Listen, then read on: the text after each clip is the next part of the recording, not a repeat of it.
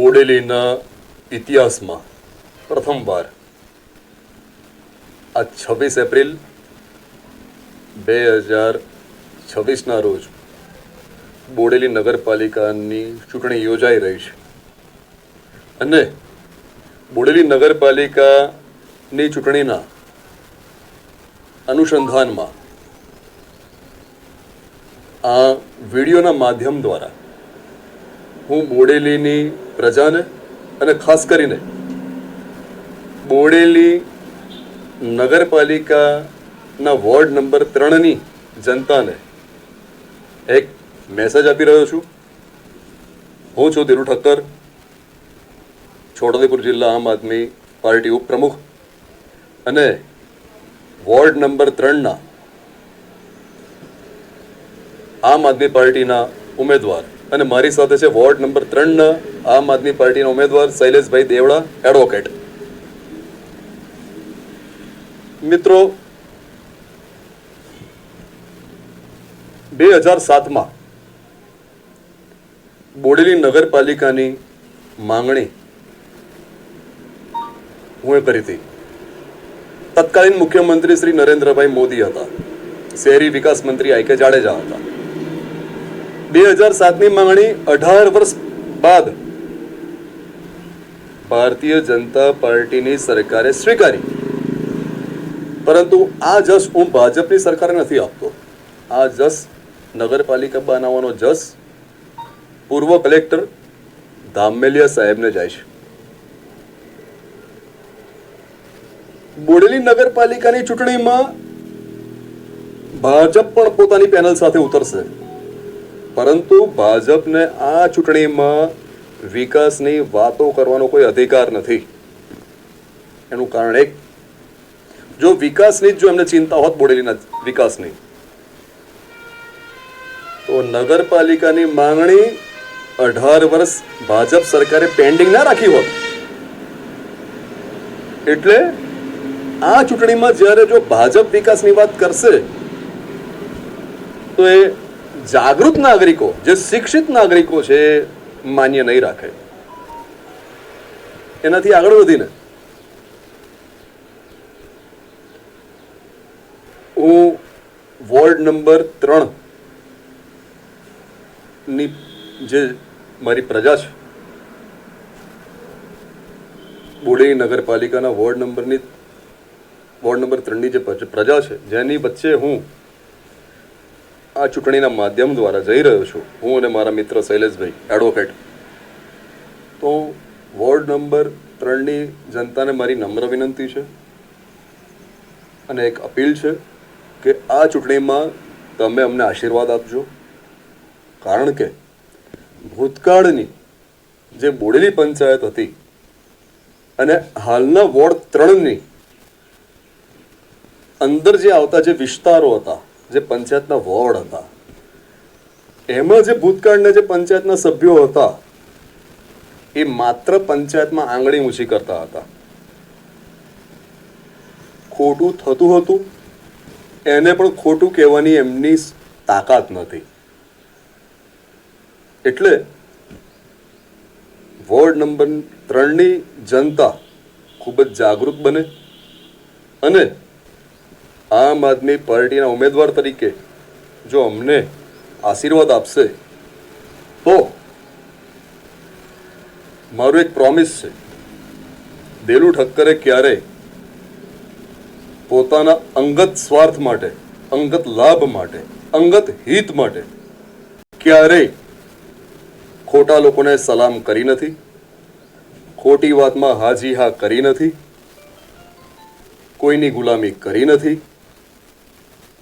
તો અમારો એક પ્રોમિસ છે, આપનો અવાજ પાલિકાના શાસનમાં ખૂબ વજનદાર રીતે પડે, એટલા માટે વોર્ડ નંબર 3ની જનતાને મારી નમ્ર વિનંતી અને અપીલ છે કે તેઓ અમારી ઉપર આશીર્વાદ રાખે, આ ચૂંટણીમાં અમને વિજયી બનાવે. અને જે લોકો પરંપરાગત રીતે વર્ષોથી નાની મોટી ચૂંટણીઓમાં ભાજપને જ મત આપતા આવ્યા છે, જે લોકોના માઇન્ડમાં એક ભાજપ ભાજપ ભાજપ ભાજપ ભાજપને જ મત આપો, ભાજપને જ મત આપો, ભાજપ સિવાય આપણો ઉદ્ધાર નથી, ભાજપ સિવાય આપણો ઉદ્ધાર નથી.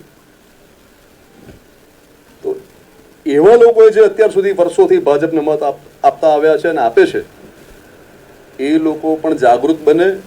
અને એ લોકોને હું એટલું જ કહીશ કે તમે લોકો વર્ષોથી ભાજપને મત આપતા આવ્યા છો, તો આજે તમારી સ્થિતિ જુઓ.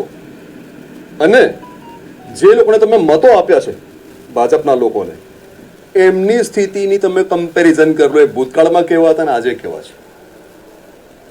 આજે ભારતીય જનતા પાર્ટીના શાસનમાં કયો વર્ગ સુખી છે, કયો વર્ગ સંતુષ્ટ છે? વિદ્યાર્થી, ગૃહિણી, વેપારીઓ, કિસાનો, યુવાનો, કોણ સુખી છે? કયો વર્ગ સુખી છે? બતાવો. ભાજપના શાસનમાં ભ્રષ્ટાચાર વધ્યો છે, એટલે ભાજપને વિકાસની વાતો કરવાનો કોઈ અધિકાર નથી. માત્ર ભ્રષ્ટાચારની વાતો કરશે ને તો ચાલશે. બેરોજગારી વધી છે, શિક્ષણનું વ્યાપારીકરણ થયું છે, કિસાનોની દુવિધાઓ વધી છે. એટલા માટે જે લોકો પરંપરાગત રીતે ભાજપને મત આપતા આવ્યા છે, એ લોકોએ તો ખરેખર આ ચૂંટણીમાં આત્મચિંતન કરવાની જરૂર છે કે હવે અમારે ભાજપને મત આપવા કે નહીં આપવા. ભાજપના જે નેતાઓ છે એમના દીકરાઓની તમે આર્થિક સ્થિતિ જુઓ, તમારી સ્થિતિ જુઓ. ભાજપના નેતાઓની તમે આર્થિક સ્થિતિ જુઓ, તમારા પરિવારની સ્થિતિ જુઓ. ભાજપને મત આપી આપીને તો લોકો નવરા થઈ ગયા છે.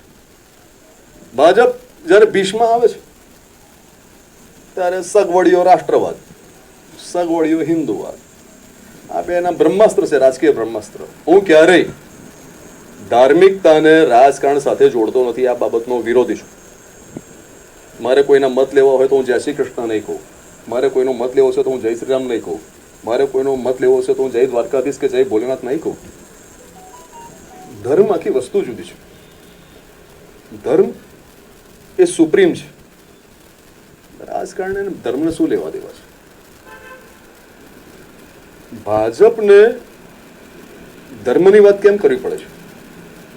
જાણે છે કે અમે કંઈ કર્યું જ નથી, લોકો અમારા શાસનમાં હેરાન જ થયા છે, એટલે છેવટે ઇમોશનલી વાત કરે છે. મારા કેટલાક મિત્રો છે, મારા કેટલાક મિત્રો છે ભાજપને જ અપાય મત, પણ પાછા કહે છે ભાજપની આટલી ત્રુટીઓ છે, એવું કબૂલ કરે છે.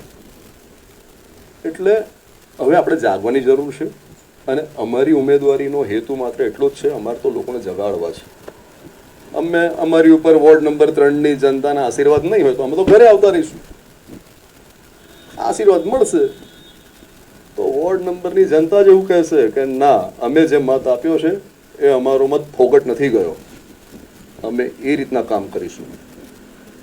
સ્વહિત માટે નહીં, લોકહિત માટે. આ ચૂંટણીમાં 3 પ્રકારના લોકો લડશે ઉમેદવારો. ચૂંટણી જેમને માત્ર સ્ટેટસ જોઈએ છે કે હું નગરપાલિકાની ચૂંટણી લડું અને કોર્પોરેટર થવું, મને માન મોભો મળે, સામાજિક મોભો મળે, એવા લોકો ચૂંટણી લડશે. બીજા નંબરના લોકો એવા લડશે ચૂંટણી કે જે જીતશે તો એ આ સેવાના પ્રકલ્પને એક વ્યવસાયનું સાધન બનાવશે અને પોતાના મિત્રોને પણ વ્યવસાયિક લાભ અપાવશે અને પોતે વ્યવસાયનો લાભ લેશે. અને ત્રીજા નંબરના લોકો એવા લડશે કે જેમને ખરેખર કામ કરવું છે. એ કેટેગરીમાં અમે આવીએ છીએ. અમે બહુ નાની પાર્ટીમાંથી આવીએ છીએ. આમ આદમી પાર્ટી બહુ નાની પાર્ટી છે, પણ અમારા વિચારો ઊંચા છે.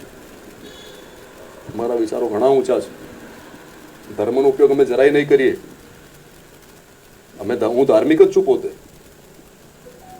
ધર્મની વાત આવતી હોય તો હું બધા કરતા ધાર્મિક છું. અત્યારે ભારતીય જનતા પાર્ટીના જેટલા ઉમેદવારોએ ટિકિટ માંગી છે એમના કરતા હું ધાર્મિક છું. મારું 1.5 કલાકનું તો રોજ અનુષ્ઠાન થાય છે. એટલે ધર્મની વાત બાજુ પર રાખજો. હું ભારતીય છું, હિન્દુસ્તાની જ છું, હું ભોલેનાથનો ભક્ત જ છું. પણ જ્યારે વિકાસની વાત આવતી હોય, સર્વ કલ્યાણની વાત આવતી હોય તો આપણે વાસ્તવિકતાને સમજવી પડશે. એટલા માટે જ હું વોર્ડ નંબર 3ની જનતાને વિનંતી કરું છું, હાથ જોડું છું, તમે અમારી ઉપર આશીર્વાદ રાખજો, અમને વિજયી બનાવજો અને તમારો બુલંદ અવાજ બને પાલિકામાં, એવી રીતે અમે અંદર પ્રવેશ કરીએ પાલિકામાં, એવા તમે અમને આશીર્વાદ આપજો. તમને તમારો કોલર પણ ઊંચો રહે કે અમે જેમને મત આપ્યા છે એ અમારો મત ફોગટ નથી ગયો, અમારો મત સફળ થયો છે. તમને પોતાનો તમારો આત્મા કહેવો જોઈએ. આ ચૂંટણીમાં મને જેમને ટિકિટ આપી છે, મને અને શૈલેષભાઈને, એવા આદરણીય શ્રી ઈશુદાનભાઈ ગઢવી, મનોજભાઈ સોરઠિયા, ધારાસભ્ય શ્રી ગોપાલભાઈ ઇટાલિયા, ચૈતરભાઈ વસાવા, આ શીર્ષ નેતૃત્વનો હું ખૂબ ખૂબ આભાર માનું છું. અને સાથે સાથે ફરી એકવાર હું વોર્ડ નંબર 3ની જનતાને કહીશ કે અમારી ઉપર આશીર્વાદ રાખજો. અમે વચન આપીએ છીએ કે અમે તમારો અવાજ બુલંદ બનાવીશું પાલિકામાં અને ઝીરો કરપ્શન માટે અમે તન મન ધનથી કાર્ય કરીશું. બીજી એક વાત, પાલિકાની ચૂંટણીમાં કોઈ પણ લોભ લાલચ વગર, ધાક ધમકીને વશ થયા વગર આપ મતદાન કરજો. બીજી એક મારી એક અંગત વાત છે એ હું કહેવા માંગુ છું. અમે દારૂ પીતા નથી, એટલા માટે આ ચૂંટણીમાં હું દારૂ કોઈને પીવડાવીશ પણ નહીં. હું પૈસાથી કોઈ મત ખરીદીશ પણ નહીં. આ બાબતનો હું વિરોધી છું. હું દારૂ પીતો નથી અને પીવડાવીશ નહીં. આ બાબતને લઈને મને માફ કરજો, પરંતુ આપના વોર્ડનું અને આખા બોડેલી નગરનું જો કલ્યાણ કરવું હોય અને એકમાત્ર વિકાસ કરવો હોય તો અમારા સહિત આમ આદમી પાર્ટીના તમામ ઉમેદવારોને મત આપજો અને આપના આશીર્વાદ અમારી પર રાખજો. જય જય ગરવી Gujarat. Thank you very much.